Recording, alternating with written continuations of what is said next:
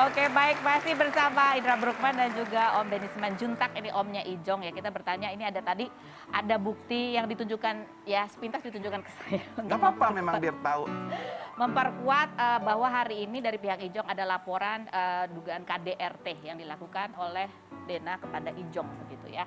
Nah ini kita akan mencuplik ini statement dari Dena ya kemarin terakhir gitu ketika ditanya mengenai kasus perceraiannya. Berikut ini cuplikannya. Pokoknya adalah percekcokan. Ada aksi sama reaksi menimbulkan percekcokan yang harus nanti kita buktikan adalah benar nggak ada percekcokan itu. Kan namanya rumah tangga itu pasti butuh komitmen, butuh kesetiaan, butuh kejujuran. Nah, pada saat komitmen itu ada satu pihak yang memang tidak bisa memberikan apa yang diberikan oleh pasangannya, itu kan yang menimbulkan ketidaknyamanan ya buat saya. Mungkin apa ya, saya dan keluarga mungkin cukup gerah ya dengan pemberitaan yang terjadi, apalagi yang seperti mencoreng nama baik saya mungkin ya bisa dibilang gitu. Padahal kan itu semua tidak benar seperti yang dibilang oleh kuasa hukum saya.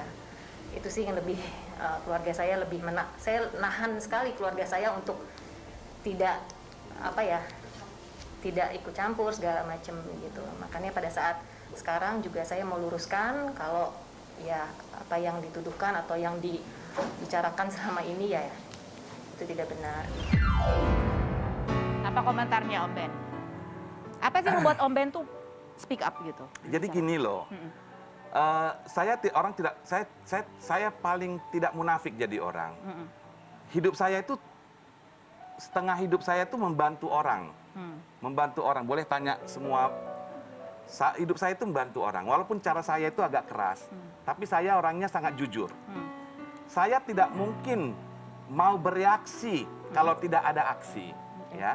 Karena rasanya sudah cukup satu. Saya diundang juga tidak di kawinannya, saya tidak ngobrak-ngabrik, karena saya pikir saya sayang benar sama ponakan saya, biar dia bahagia. Dan saya tidak punya hubungan selama 9 tahun. Nah, setelah sekarang pun dia datang ke saya lihat bukti. Saya tanya dia, sini Jong, datang ke rumah saya bilang, apa kau dasar mau minta cerai sama istrimu? Kalau hanya berantem, hanya perselingkuhan, itu biasa. Coba sebutkan, biar Acik bantu. Dia sebutkan hal yang membuat saya mau pingsan. Saya langsung bilang, harus cerai. Yaitu tentang KDRT. Harus cerai, tidak tentang KDRT, tentang privasi mereka. Saya bilang harus cerai. Karena saya sudah mendapat jawaban lebih dari yang saya mau. Kalau katanya hanya sekedar berantem, cemburu, saya maju duluan. Tidak boleh, Ijong tidak boleh cerai. Karena Ijong itu ya dari kecil sudah tidak punya bapak anak, bapak ibu. Dia itu dari umur 5 tahun ditinggal mamanya. Bapaknya ditinggal. Saya yang usahakan dan neneknya. Sudah gede pun dia pengen dapat istri yang baik, tapi diinjak-injak sama istrinya. Coba saya bagaimana? Saya tuh sayang banget sama Ijong itu. Lebih dari anak saya, tapi diinjak-injak seperti ini, saya nggak setuju. Saya nggak mau sampai mati pun saya akan bela ponakan saya. Saya lihat ini tadi pagi nangis. Saya nangis, saya bilang sama Ijong, kau bukan manusia Ijong. Kau setengah malaikat. Arci aja nggak sanggup lihat kau dibegitukan. Tapi Ijong bisa nahan coba. Saya nggak pernah nangis seumur hidup, tanya dia nih. Saya tidak pernah nangis seumur hidup seperti ini. Tapi ponakan saya diinjak-injak, dipukul pakai barbel. Coba kalian lihat, ada nggak manusia perempuan seperti dia ini? Saya paling nggak pernah nangis. Saya paling geli lihat orang nangis. Saya mau membantu ponakan saya karena diperlakukan lebih dari binatang. Oke, tapi Om Ben sendiri juga kan apa ya istilahnya, ada banyak hal juga yang jadi pertimbangan. Saya itu selalu membicarakan apa adanya dan saya pertanggungjawabkan. Silahkan jalur hukum tuntut saya. Saya bisa tunjukkan dengan apa yang saya bicarakan. Saya tidak pernah mau berbohong. Apalagi namanya di medsos, di media. Apa yang saya ucapkan, saya pertanggungjawabkan. Tapi benarkah bahwa berantem terjadi KDRT itu salah satunya ada karena kecemburuan, ada isu-isu perselingkuhan gitu Om Ben? Nggak tahu, saya manusia begitu kayaknya harus ke dokter deh.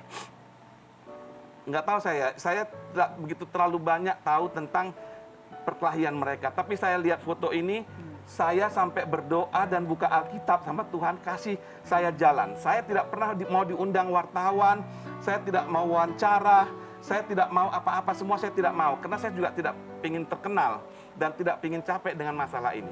Kalau tidak mikirkan anaknya yang 3 itu, sudah habis tuh keluarga saya tuntut. Kalau tidak mikirkan anaknya, sudah habis tuh keluarga saya tuntut. Benar deh. Karena saya masih sayang saya sama Ijong, anaknya saya nggak pernah gendong.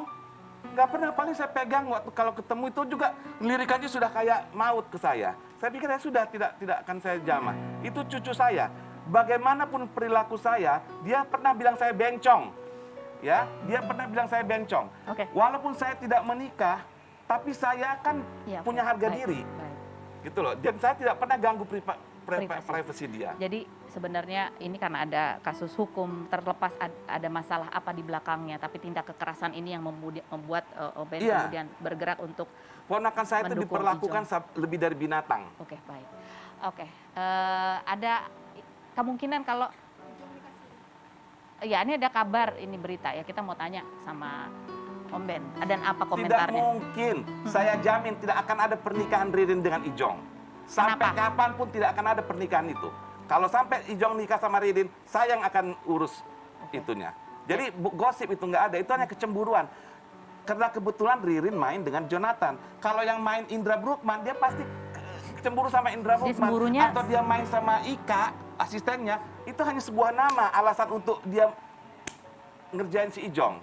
Jadi bukan karena Ririn, tidak karena Ririn. Jadi ada Ririn hal hanya lain. sebuah nama. Kalau dia main dengan namanya Sutijo, dia pasti dia yang cemburuin dengan alasan Sutijo. Kau mesra sama Sutijo, pasti begitu, gitu loh. Jadi jangan disangkut pautkan Ririn. Wajar Ririn dekat dengan Jonathan. Karena Wajar satu karena sinetron. mereka harus dapat apa namanya, Chemistry. feel-nya, Oke. gitu loh. Oke, baik. Oke, Om Ben, kita ngobrol lagi. Kita cool down dulu. Ada ya ini namanya pernikahan, kita memasukinya dengan niat baik ya. Ada nasihat-nasihat, ada petuah-petuah, ada harapan pada saat kita menikah. Ya. Nah, kita mencoba mengingat lagi bahwa ya kita memasuki pernikahan dengan harapan. Ada tamu kita yang berikut ini, pengantin yang maharnya adalah ular piton. Dan satu adalah seorang penghulu yang kemarin viral karena nasihat-nasihat pernikahannya yang disampaikan dengan cara yang adem sekaligus unik. Kita lihat profilnya berikut ini.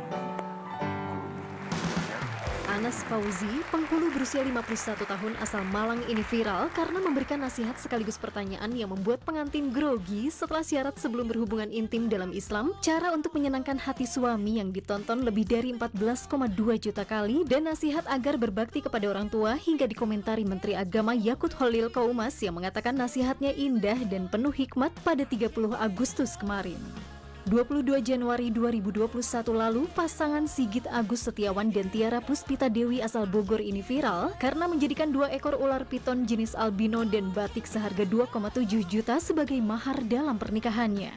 Keduanya yang bertemu saat bergabung dalam komunitas Bogor Reptile Addicted ini menjadikan ular sebagai mahar karena permintaan dari sang istri, walaupun sempat tidak diizinkan oleh keluarga. Bagaimana pendapat Anas Fauzi terkait ular yang dijadikan mahar dalam pernikahan? Saksikan kisah selengkapnya hanya di Rumpi No Secret.